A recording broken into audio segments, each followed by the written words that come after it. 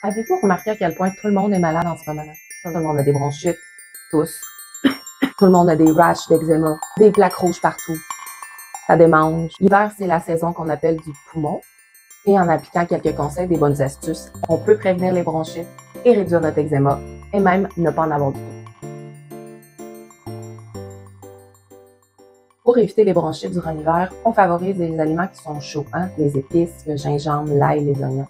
On évite le plus possible les aliments qui affaiblissent notre rate, comme les aliments qui sont froids, les aliments qui sont crus, les produits laitiers, les gros aliments qui sont très sucrés, parce que ça stimule la production de mucus, et on sait que le mucus, c'est la base de tous les. Pour l'eczéma, on hydrate la peau de l'intérieur. On s'assure d'être bien hydraté durant la journée, de réchauffer notre corps avec des breuvages comme des thés, des tisanes.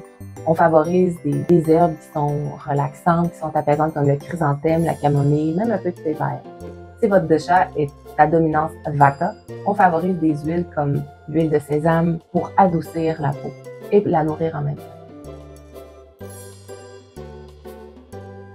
Et même si l'hiver, il fait froid, souvent il vente, il y a de la neige, même si on a le goût de rester à l'intérieur, c'est vraiment important d'aller à l'extérieur, prendre notre vitamine D, autant sur notre peau que dans les yeux. 10 minutes par jour est suffisant pour avoir notre vitamine D de la journée. Et on en profite en même temps pour bien s'oxygéner. Et vu que ça fait circuler le sang, ça renforce aussi notre système immunitaire.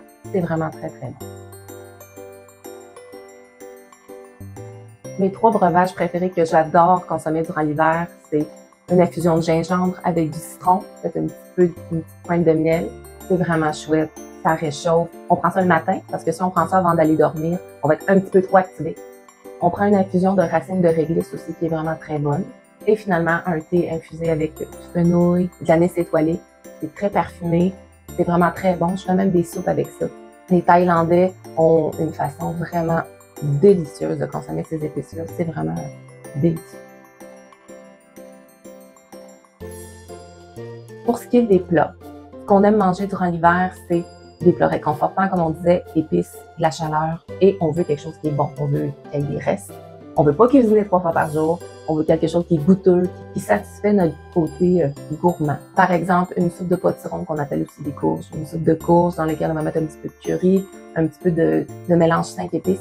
C'est vraiment très, très bon. Un gruau aux épices le matin avec des pommes, un petit peu de cannelle. On peut terminer ça soit avec une belle grosse fichette, soit de beurre ou d'huile de noix de coco. Et les fameux currys, les currys de légumes d'hiver avec des légumes racines. Et on termine ça avec une bunch de coriandre sur le dessus ou du persil ou ce qui vous tente comme herbe. On met toujours une petite quantité de verre feuillu dans les herbes, ça fait très bien. Il y a toutes sortes de façons de garder un petit jardin d'épices à l'intérieur l'hiver. Ça prend une petite lampe, un petit vaporisateur à l'eau. On est en voiture. Ce qui est important aussi à ne pas oublier durant l'hiver, c'est la respiration. Parce que tout le système se ralentit, tout le système demande une introspection, on s'en va à l'intérieur, on prend nos doudous, on prend nos bains. On est vraiment dans le réconfort. On est comme un fœtus en développement ou un ours en hibernation. L'idée, c'est de garder la respiration active pour pas que notre système immunitaire descende trop, qu'on pogne des infections et qu'on se ramasse à l'urgence sur une série d'antibiotiques, puis qu'on manque des belles occasions d'aller glisser, aller faire de la raquette. Donc, je vous montre une technique de respiration qui a fait ses preuves. Moi, à chaque fois que je la fais, c'est comme une dose de caféine, mais x3. Je vous donne une clarté mentale pour bien commencer votre journée. C'est la respiration qu'on appelle la respiration carrée. Donc, 4 secondes d'inspiration, 4 secondes retenir la respiration, 4 secondes d'expiration et on retient 4 secondes. Et si vous voulez rajouter un petit extra à ça, pour les bénéfices au niveau neurologique, au niveau santé mentale, concentration, boost, on va alterner entre les narines. Donc, c'est-à-dire, on va bloquer une narine de ce côté-là.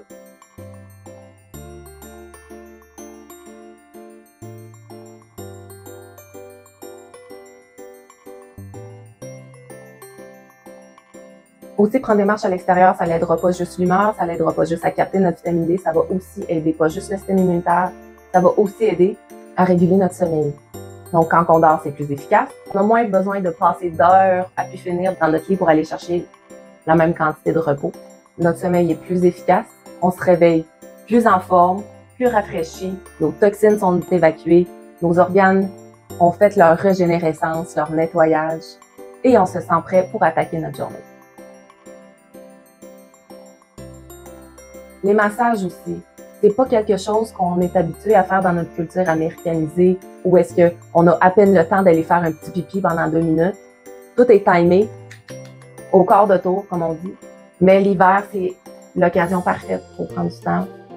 Donc, les automassages, que ce soit du drainage lymphatique, que ce soit de la brosse, que ce soit juste de prendre un bain, l'idée est de masser sa peau, ça va prévenir l'eczéma, stimuler notre système immunitaire parce que ça fait bouger notre système lymphatique, que lui bénéficie d'un mouvement parce qu'il n'a pas de muscles comme le système sanguin pour bouger et sortir les toxines et aider notre système immunitaire à travailler, rentrer dans tous les tissus, tous les organes et prévenir les infections.